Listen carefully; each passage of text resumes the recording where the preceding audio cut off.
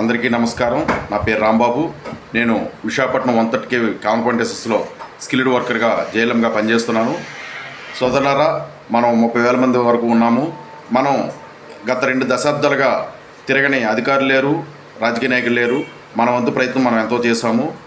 ఇది చివరిసారిగా చిన్నది ప్రయత్నిద్దామని నా యొక్క ఆకాంక్ష.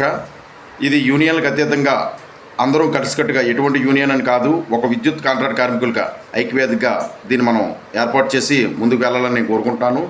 మన మొత్తం ఆంధ్రప్రదేశ్లో ఉన్నటువంటి మొత్తం 30,000 మంది కూడా మొత్తం మన అభ్యర్థులుగా, ఎమ్మెల్యే అభ్యర్థులుగా ఏ పార్టీలు అయినా సంబంధం లేకుండా ప్రతి పార్టీతో అభ్యర్థులుగా నిలబడిన వారికి చిన్న లెటర్ పూర్వకంగా మన యొక్క బాధలను, మన యొక్క ఇబ్బందులను వారికి తెలియజేసుకుందాము.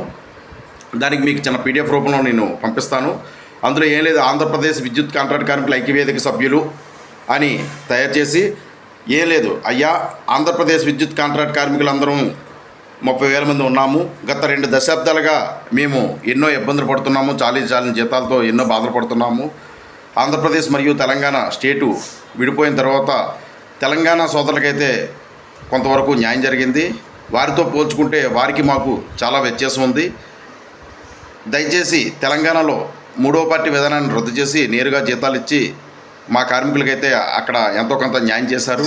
అదేవిధంగా మన ఆంధ్రప్రదేశ్లో కూడా 3వ పార్టీ విధానాన్ని రద్దు చేసి నేరుగా జీతాలు ఇచ్చి మా యొక్క విద్యుత్ కాంట్రాక్ట్ కార్మికులు అందరి కుటుంబాల్లో వెలుగులు నింపి మా యొక్క బాధలను తొలగించి విముక్తి చేస్తారని కోరుకుంటున్నాము. ఈ విధంగా మనం టోటల్గా అన్ని నియోజకవర్గంలో ఉన్నటువంటి ప్రతి ఎమ్మెల్యే అభ్యర్థులకి మనం అందజేయాలి. మీకు దీన్ని పీడిఎఫ్ రూపంలో పెడతాను. అదేవిధంగా మనకి మీరు 2 డిమాండ్లు అండి. ఒకటి, ఏ లేదు 3వ పార్టీ విధానాన్ని తొలగించి తెలంగాణ మాదిరిగా నేరుగా జీతాలు ఇవ్వటం. రెండోది, మెడికల్కి సంబంధించి ఇబ్బంది లేకుండా మెడికల్ మనకి సంబంధించి భరోసా ఇవ్వాలండి. ఈ 2 మనకు కావాలి. Thank you. మీ అందరూ కూడా ఉన్నది 2 రోజులే కాబట్టి అది ఎమ్మెల్యే అభ్యర్థే కాకుండా మన నియోజకవర్గంలో చంద్రబాబు నాయుడు కావచ్చు, మరి లేదా జగన్ కావచ్చు, పవన్ కళ్యాణ్ కావచ్చు, వారికి కూడా వీరితో పాటు ఇస్తారని ఎంతో కొంత ప్రయత్నం చేసి, కృషి చేసి మన వంతు ప్రయత్నంగా చివరి ప్రయత్నం చేద్దామని, అధికారంలోకి వచ్చాక రేపు పొద్దున మనం ఈ విధంగా చేయడం వలన వాళ్ళని అడిగే కొంత హక్కు కోరుకుంటాం. స్ట్రైక్ చేయడానికైనా ముందుకెళ్ళవచ్చని కోరుకుంటున్నాను. జై హింద్. Thank you.